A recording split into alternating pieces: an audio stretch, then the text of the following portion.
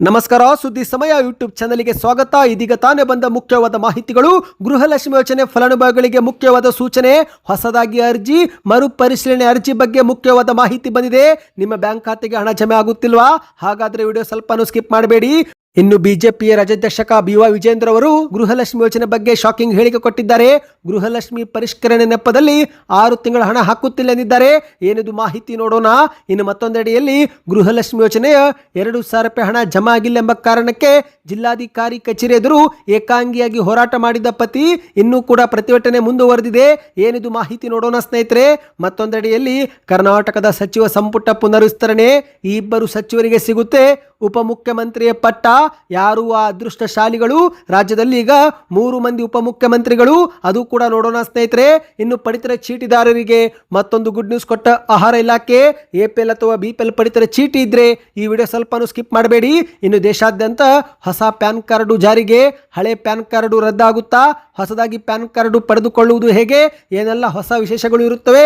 ಈ ಎಲ್ಲ ಮಾಹಿತಿಗಳನ್ನು ನೋಡೋಕ್ಕೂ ಮೊದಲು ನೀವು ಸುದ್ದಿ ಸಮಯ ಯೂಟ್ಯೂಬ್ ಚಾನಲ್ಗೆ ಮೊದಲು ಬಾರಿ ಭೇಟಿ ಕೊಡ್ತಾ ಇದ್ರೆ ದಯವಿಟ್ಟು ಸಬ್ಸ್ಕ್ರೈಬ್ ಮಾಡಿಕೊಳ್ಳಿ. ಪಕ್ಕದಲ್ಲಿ ಕಾಣಿಸುವ ಗಂಟೆ ಕೂಡ ಒತ್ತಿದ್ರೆ ರಾಜ್ಯದ ಮಾಹಿತಿಗಳು ನಿಮಗೆ ಮೊದಲು ಸಿಗುತ್ತವೆ.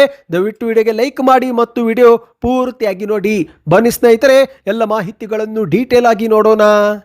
ನೀವು ಕೂಡ ಗೃಹಲಕ್ಷ್ಮಿ ಯೋಜನೆ ಫಲಾನುಭವಿಗಳಾಗಿದ್ರೆ ಈಗಲೇ ಕಮೆಂಟ್ ನಲ್ಲಿ ಗೃಹಲಕ್ಷ್ಮಿ ಎಂದು ಕಮೆಂಟ್ ಮಾಡಿ. ಹೌದು, ಇದೀಗ ಗೃಹಲಕ್ಷ್ಮಿ ಯೋಜನೆ ಫಲಾನುಭವಿಗಳಿಗೆ ರಾಜ್ಯ ಸರ್ಕಾರದಿಂದ ಮುಖ್ಯವಾದ ಸೂಚನೆ. ಹೌದು, ಇತ್ತೀಚೆಗಷ್ಟೇ ಮುಖ್ಯಮಂತ್ರಿ DK ಶಿವಕುಮಾರ್ ಅವರು ಆದಾಯ ತೆರಿಗೆ ಪಾವತಿ ಮಾಡುತ್ತಿರುವವರಿಗೆ ಮತ್ತು ಮೃತಪಟ್ಟವರ ಬ್ಯಾಂಕ್ ಖಾತೆಗೂ ಗೃಹಲಕ್ಷ್ಮಿ ಯೋಜನೆ ಹಣ ಜಮೆ ಆಗುತ್ತಿದ್ದು, ಹಾಗಾಗಿ ಗೃಹಲಕ್ಷ್ಮಿ ಯೋಜನೆ ಮರುಪರಿಶೀಲನೆ ಮಾಡುವುದು ಅನಿವಾರ್ಯ. 2-3 ದಿನಗಳಲ್ಲಿ ಹೊಸದಾಗಿ ಅರ್ಜಿ ಸಲ್ಲಿಕೆ ಮಾಡುವ ಅವಕಾಶ ಕಲ್ಪಿಸಿಕೊಡುತ್ತೇವೆ ಎಂಬ ಹೇಳಿಕೆ ಕೊಟ್ಟಿದ್ರು. ಆದರೆ ಸ್ನೇಹಿತರೆ, ಈ ಒಂದು ಹೇಳಿಕೆ 5-6 ದಿನಗಳು ಕೂಡ ಕಳೆದಿದ್ದು ಇದುವರೆಗೆ ಸರ್ಕಾರದಿಂದ ಮರು ನವೀಕರಣ ಅಥವಾ ಹೊಸದಾಗಿ ಅರ್ಜಿ ಅಥವಾ ಮರುಪರಿಶೀಲನೆ ಬಗ್ಗೆ ಯಾವುದೇ ಮಾರ್ಗಸೂಚಿ ಬಿಡುಗಡೆ ಆಗಿಲ್ಲ. ಹೌದು ಗೆಳೆಯರೆ, ಗೃಹಲಕ್ಷ್ಮಿ ಯೋಜನೆ ಫಲಾನುಭವಿಗಳಿಂದ ಮರು ನವೀಕರಣ ಸಂಬಂಧಿಸಿದಂತೆ ಮಾರ್ಗಸೂಚಿ ಈಗ ಸಿದ್ಧಪಡಿಸಲಾಗಿದ್ದು ಸರ್ಕಾರಕ್ಕೆ ಕಳುಹಿಸಲಾಗಿದೆ.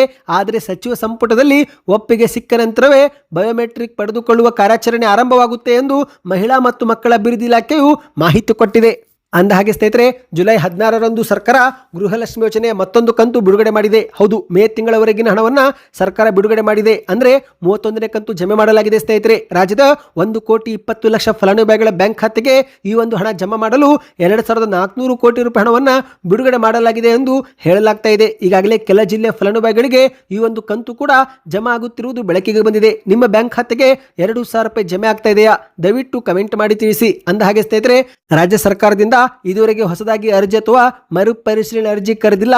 ಹಾಗಾಗಿ ಫಲಾನುಭವಿಗಳು ಆತಂಕ ಪಡುವ ಅಗತ್ಯವಿಲ್ಲ. ಇನ್ನೀಗ ಮತ್ತೊಂದು ಗೃಹಲಕ್ಷ್ಮಿ ಯೋಜನೆ ಕುರಿತಂತೆ ಮಾಹಿತಿ ಬಂದಿದೆ. ಅದೇನೆಂದ್ರೆ, ಗೃಹಲಕ್ಷ್ಮಿ ಪರಿಷ್ಕರಣೆ ನೆಪದಲ್ಲಿ 6 ತಿಂಗಳ ಹಣವನ್ನು ಹಾಕುತ್ತಿಲ್ಲ ಎಂದು BY ವಿಜೇಂದ್ರ ಅವರು ಶಿವಮೊಗ್ಗದಲ್ಲಿ ಆಕ್ರೋಶ ವ್ಯಕ್ತಪಡಿಸಿದ್ದಾರೆ. ಗೃಹಲಕ್ಷ್ಮಿ ಯೋಜನೆಯಲ್ಲಿ ಸರ್ಕಾರವೇ ಗೊಂದಲ ಸೃಷ್ಟಿ ಮಾಡಿ ಹೊಸ ಅರ್ಜಿ ಸಲ್ಲಿಕೆ ಎಂಬ ನೆಪದಲ್ಲಿ 6 ತಿಂಗಳ ಹಣವನ್ನು ನಿಲ್ಲಿಸಿ ತನ್ನ ಸರ್ಕಾರದ ಆರ್ಥಿಕ ಸ್ಥಿತಿ ಸುಧಾರಿಸುವ ಭಾವನೆಯಲ್ಲಿದೆ ಎಂದು BY ವಿಜೇಂದ್ರ ಅವರು ಹೇಳಿಕೆ ಕೊಟ್ಟಿದ್ದಾರೆ. ಈ ಎಲ್ಲಾ ವಿಚಾರಗಳ ಬಗ್ಗೆ ಅಧಿವೇಶನದಲ್ಲಿ ಚರ್ಚೆ ಮಾಡುತ್ತೇವೆ ಎಂದು ಬಿಜೆಪಿಯ ರಾಜ್ಯಾಧ್ಯಕ್ಷ BY ವಿಜೇಂದ್ರ ಅವರು ಮಾಧ್ಯಮಗಳ ಮುಂದೆ ಮಾತನಾಡಿದ್ದಾರೆ. ಹೌದು, ಶಿವಮೊಗ್ಗದಲ್ಲಿ ಮಾತನಾಡಿದ ಇವರು ಕರ್ನಾಟಕದಲ್ಲಿ 2ನೇ ಅಂತಾರಾಷ್ಟ್ರೀಯ ವಿಮಾನ ನಿಲ್ದಾಣವನ್ನು ಕನಕಪುರದಲ್ಲಿ ನಿರ್ಮಾಣ ಮಾಡುವ CM DK ಶಿವಕುಮಾರ್ ಅವರ ಪ್ರಸ್ತಾವನೆಯೇ ಸರಿಯಿಲ್ಲ. ಇನ್ನು DK ಶಿವಕುಮಾರ್ ಅವರು ಕನಕಪುರದ ಮಾತ್ರ ಮುಖ್ಯಮಂತ್ರಿ ಅಲ್ಲ, ಅವರು ರಾಜ್ಯದ ಮುಖ್ಯಮಂತ್ರಿ. ಹಾಗಾಗಿ ತಮ್ಮ ರಿಯಲ್ ಎಸ್ಟೇಟ್ ಹಿತಾಸಕ್ತಿ ಬದಿಗಿಟ್ಟು 8 ಜಿಲ್ಲೆಗಳಿಗೆ ಅನುಕೂಲವಾಗುವಂತೆ ತುಮಕೂರಲ್ಲೇ ವಿಮಾನ ನಿಲ್ದಾಣ ನಿರ್ಮಿಸಬೇಕು ಎಂದು ಮಾಧ್ಯಮಗಳ ಮುಂದೆ ಹೇಳಿಕೆ ಕೊಟ್ಟಿದ್ದಾರೆ. ಸದ್ಯ ರಾಜ್ಯದಲ್ಲಿ ಭೀಕರ ಬರಗಾಲ ಸೃಷ್ಟಿಯಾಗಿದೆ. ಆದರೂ ಕೂಡ ಮುಖ್ಯಮಂತ್ರಿಗಳು ಕೇವಲ ವಿಡಿಯೋ ಕಾನ್ಫರೆನ್ಸ್ ಮಾಡುವುದರಲ್ಲಿ ಕಾಲ ಕಳೆಯುತ್ತಿದ್ದಾರೆ ಹೊರತು ಜಿಲ್ಲೆಗಳಿಗೆ ತಾಲೂಕುಗಳಿಗೆ ಭೇಟಿನೇ ಕೊಡುತ್ತಿಲ್ಲ. ಬರ ನಿರ್ವಹಣೆಯಲ್ಲಿ DK ಶಿವಕುಮಾರ್ ಅವರ ಸರ್ಕಾರ ಸಂಪೂರ್ಣವಾಗಿ ವಿಫಲವಾಗಿದೆ.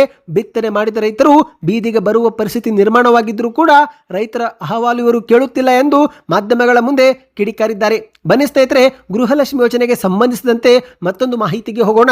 ಈಗ ಗೃಹಲಕ್ಷ್ಮಿ ಯೋಜನೆ ಹಣ ಕೆಲವರಿಗೆ ಜಮೆ ಆಗ್ತಾ ಇದೆ, ಇನ್ನು ಕೆಲವರಿಗೆ ಜಮೆ ಆಗುತ್ತಿಲ್ಲ. ಅದೇ ರೀತಿ ಈಗ ಕೊಪ್ಪಳದಲ್ಲಿ ತನ್ನ ಪತ್ನಿಗೆ ಗೃಹಲಕ್ಷ್ಮಿ ಯೋಜನೆ ಹಣ ಜಮಾ ಆಗದಿರುವುದಕ್ಕೆ ಪತಿಯೊಬ್ಬರು ಏಕಾಂಗಿಯಾಗಿ ಹೋರಾಟಕ್ಕೆ ಇಳಿದಿದ್ದಾರೆ. ಹೌದು ಗೆಳೆಯರೆ, ಗೃಹಲಕ್ಷ್ಮಿ ಯೋಜನೆಯಲ್ಲಿ ಪ್ರತಿ ತಿಂಗಳು ಸಿಗಬೇಕಾಗಿದ್ದಂತ 2,000 ರೂಪಾಯಿ ಹಣ 3 ವರ್ಷಗಳಿಂದ ಖಾತೆಗೆ ಜಮೆ ಆಗದ ಹಿನ್ನೆಲೆಯಲ್ಲಿ ಕೊಪ್ಪಳದ ಕುಷ್ಟಗಿ ತಾಲೂಕಿನ ಹಾಬಲಕಟ್ಟಿ ಗ್ರಾಮದ ಶರಣಪ್ಪ ಭೋಯಿ ಎನ್ನುವರು ಜಿಲ್ಲಾಧಿಕಾರಿ ಕಚೇರಿ ಎದುರು ಏಕಾಂಗಿಯಾಗಿ ಪ್ರತಿಭಟನೆ ಮಾಡಿ ಎಲ್ಲರ ಗಮನವನ್ನ ಸೆಳೆದಿದ್ದಾರೆ. ಹೌದು ಗೆಳೆಯರೆ, ತಮ್ಮ ಪತ್ನಿ ಶಿಲ್ಪಾ ಭೋವಿಯವರು ಸರ್ಕಾರಿ ಶಾಲೆಯಲ್ಲಿ ಅತಿಥಿ ಶಿಕ್ಷಕಿಯಾಗಿ ಸೇವೆ ಸಲ್ಲಿಕೆ ಮಾಡುತ್ತಿದ್ದರೂ ಕೂಡ ಗೃಹಲಕ್ಷ್ಮಿ ಯೋಜನೆ ಲಾಭ ಇನ್ನೂ ಕೂಡ ದೊರೆತಿಲ್ಲ ಎನ್ನುವುದು ಅವರ ಅಸಮಾಧಾನವಾಗಿದೆ.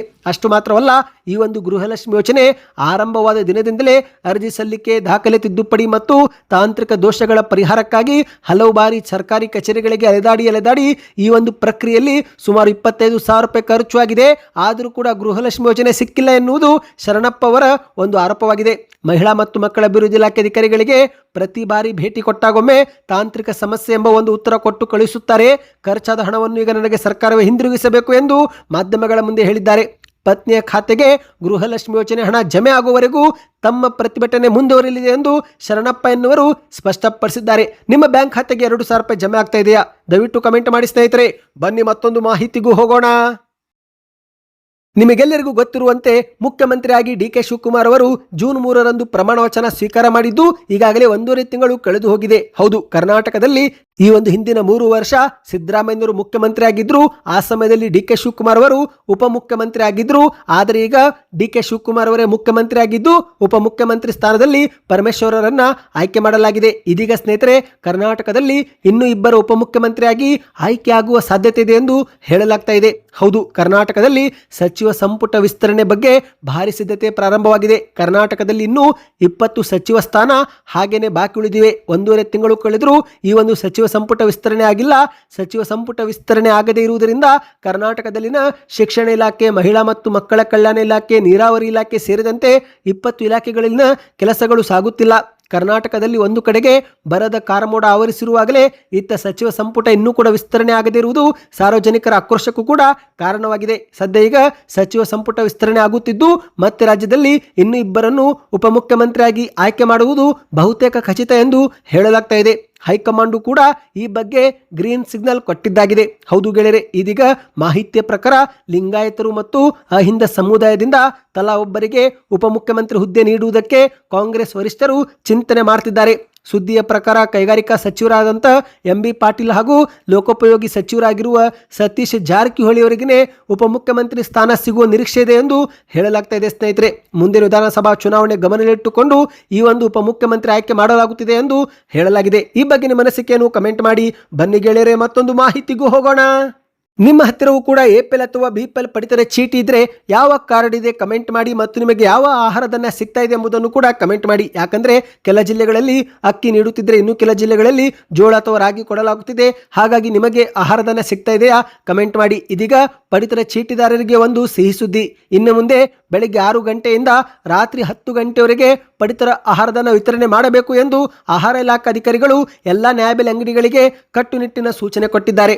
ಕರ್ನಾಟಕದ ಪಡಿತರ ಚೀಟಿದಾರರಿಗೆ ಅನುಕೂಲವಾಗುವಂತೆ ಆಹಾರ ನಾಗರಿಕ ಸರಬರಾಜು ಮತ್ತು ಗ್ರಾಹಕರ ವ್ಯವಹಾರ ಇಲಾಖೆ ಮಹತ್ವದ ಆದೇಶವನ್ನು ಹೊರಡಿಸಿದೆ. ಸ್ನೇಹಿತರೆ, ಅದೇನೆಂದರೆ ಇನ್ನು ಮುಂದೆ ರಾಜ್ಯದಲ್ಲಿರುವ ಎಲ್ಲಾ ನ್ಯಾಯಬೆಲೆ ಅಂಗಡಿಗಳು ಪ್ರತಿದಿನ ಬೆಳಿಗ್ಗೆ 6 ಗಂಟೆಯಿಂದ ರಾತ್ರಿ 10 ಗಂಟೆವರೆಗೆ ಕಡ್ಡಾಯವಾಗಿ ತೆರೆದಿರಬೇಕು ಮತ್ತು ಈ ಒಂದು ಸಮಯದಲ್ಲಿ ಪಡಿತರ ವಿತರಣೆ ನಡೆಸಬೇಕು ಎಂದು ಆಹಾರ ಇಲಾಖೆ ಆಯುಕ್ತರು ನಿರ್ದೇಶನ ನೀಡಿದ್ದಾರೆ. ಹೌದು, ಜುಲೈ 2026ರ ಅನ್ನಭಾಗ್ಯ ಅಕ್ಕಿ ಹಾಗೂ ರಾಷ್ಟ್ರೀಯ ಆಹಾರ ಭದ್ರತಾ ಕಾಯ್ದೆ ಅಡಿಯಲ್ಲಿ ವಿತರಿಸಲಾಗುವ ಅಕ್ಕಿಯನ್ನು ಫಲಾನುಭವಿಗಳಿಗೆ ಯಾವುದೇ ವಿಳಂಬವಿಲ್ಲದೆ ತಲುಪಿಸುವ ಉದ್ದೇಶದಿಂದಲೇ ಈ ಒಂದು ಆದೇಶ ಹೊರಡಿಸಲಾಗಿದೆ. ಯಾಕಂದ್ರೆ ಸ್ನೇಹಿತರೆ, ಮಾಹಿತಿಯ ಪ್ರಕಾರ ಕೆಲವು ಜಿಲ್ಲೆಗಳಲ್ಲಿ ನ್ಯಾಯಬೆಲೆ ಅಂಗಡಿ ಮಾಲೀಕರು ತಮ್ಮ ಒಂದು ದಾಸ್ತಾನಿನಲ್ಲಿ ಆಹಾರ ಧಾನ್ಯ ಸಂಪೂರ್ಣವಾಗಿ ಪಡೆದುಕೊಂಡಿದ್ರು ಪಡಿತರ ಇನ್ನೂ ಕೂಡ ವಿತರಣೆ ಮಾಡುತ್ತಿಲ್ಲವಂತೆ. ಸದ್ಯ ಈ ಒಂದು ವಿಚಾರ ಆಹಾರ ಇಲಾಖೆ ಗಮನಕ್ಕೆ ಬಂದಿದ್ದು, ಹಾಗಾಗಿ ಆಹಾರ ಇಲಾಖೆ ಕಟ್ಟುನಿಟ್ಟಿನ ಸೂಚನೆ ಕೊಟ್ಟಿದೆ. ಯಾವುದೇ ಆಹಾರ ಧಾನ್ಯ ನಿಮಗೆ ಲಭ್ಯವಾಗುತ್ತದೆಯೋ ಕೂಡಲೇ ಅದನ್ನು ಫಲಾನುಭವಿಗಳು ವಿತರಿಸಬೇಕು, ದಾಸ್ತಾನು ಬರುವವರೆಗೆ ಕಾಯಬಾರದು ಎಂದು ಆಹಾರ ಇಲಾಖೆ ಅಧಿಕಾರಿಗಳು ನ್ಯಾಯಬೆಲೆ ಅಂಗಡಿಗಳಿಗೆ ಎಚ್ಚರಿಕೆ ಕೊಟ್ಟಿದ್ದಾರೆ. ನಿಮಗೆ ಆಹಾರ ಧಾನ್ಯ ಸಿಗ್ತಾ ಇದೆಯಾ ಕಮೆಂಟ್ ಮಾಡಿ ಸ್ನೇಹಿತರೆ. ಬನ್ನಿ ಕೊನೆಯ ಮಾಹಿತಿಗೆ ಹೋಗೋಣ. ಇಂದಿನ ದಿನಗಳಲ್ಲಿ ಆಧಾರ್ ಕಾರ್ಡು ಮತ್ತು ಪ್ಯಾನ್ ಕಾರ್ಡು ಪ್ರಮುಖ ದಾಖಲೆಯಾಗಿದೆ. ಬ್ಯಾಂಕ್ ವ್ಯವಹಾರದಿಂದ ಹಿಡಿದು ಈ KYC ವರೆಗೆ ಎಲ್ಲದಕ್ಕೂ ಪ್ಯಾನ್ ಕಾರ್ಡು ಕೂಡ ಅತ್ಯಗತ್ಯ. ಈಗ ಸ್ನೇಹಿತರೆ, ಕೇಂದ್ರ ಸರ್ಕಾರ ಪ್ಯಾನ್ ಕಾರ್ಡ್ನಲ್ಲಿನೇ ಹೊಸ ಬದಲಾವಣೆ ತರಲು ಮುಂದಾಗಿದೆ. ನಿಮ್ಮ ಹತ್ತಿರ ಹಳೆ ಪ್ಯಾನ್ ಕಾರ್ಡ್ ಇದ್ರೆ ಈ ಮಾಹಿತಿ ನಿಮಗೆ ತುಂಬಾನೇ ಮುಖ್ಯ. ಹೌದು ಗೆಳೆಯರೆ, ಭೂಮಿ ಅಥವಾ ಮನೆ ಸಾಲದಿಂದ ಹಿಡಿದು ಹಣಕಾಸಿನ ವಹಿವಾಟು ಮತ್ತು ಸರ್ಕಾರಿ ಯೋಜನೆ, ಸರ್ಕಾರಿ ಕೆಲಸದವರೆಗೆ ಪ್ಯಾನ್ ಕಾರ್ಡು ಬಹಳ ಮುಖ್ಯವಾದ ದಾಖಲೆಯಾಗಿದೆ. ಇದೀಗ ಕೇಂದ್ರ ಸರ್ಕಾರ ಹೊಸದಾಗಿ ಡಿಜಿಟಲ್ 2.0 ಎಂಬ ಪ್ಯಾನ್ ಕಾರ್ಡ್ ಅನ್ನ ಪರಿಚಯಿಸುತ್ತಿದೆ. ಅಂದ್ರೆ ಸ್ನೇಹಿತರೆ, ನಿಮ್ಮ ಒಂದು ಹಳೆ ಪ್ಯಾನ್ ಕಾರ್ಡುಗಳು ರದ್ದು ಆಗೋದಿಲ್ಲ, ಆದರೆ ಈ ಒಂದು ಪ್ಯಾನ್ ಕಾರ್ಡ್ ಕೂಡ ನೀವು ಪಡೆದುಕೊಳ್ಳಬಹುದು. ಹೌದು, ಹೊಸ ಪ್ಯಾನ್ ಕಾರ್ಡ್ ಬಂದ ಬಳಿಕ ಹಳೆ ಪ್ಯಾನ್ ಕಾರ್ಡ್ ರದ್ದುಗೊಳಿಸಲಾಗುತ್ತಿದೆ. ಪ್ರತಿಯೊಬ್ಬ ನಾಗರಿಕರು ಹೊಸ ಪ್ಯಾನ್ ಕಾರ್ಡ್ ಪಡೆದುಕೊಳ್ಳಲೇಬೇಕು ಎಂದು ಸಾಮಾಜಿಕ ಜಾಲತಾಣದಲ್ಲಿ ಸುದ್ದಿಗಳು ಹರಿದಾಡಿದ್ದು, ಸದ್ಯ ಈ ಬಗ್ಗೆ ಕೇಂದ್ರ ಸರ್ಕಾರ ಸ್ಪಷ್ಟನೆ ಕೊಟ್ಟಿದೆ. ಇನ್ನು ಮುಂದೆ ಹೊಸದಾಗಿ ಪ್ಯಾನ್ ಕಾರ್ಡ್ಗೆ ಅರ್ಜಿ ಸಲ್ಲಿಸುವವರಿಗೆ ಡಿಜಿಟಲ್ ಪ್ಯಾನ್ ಕಾರ್ಡ್ ನೀಡಲಾಗುತ್ತೆ.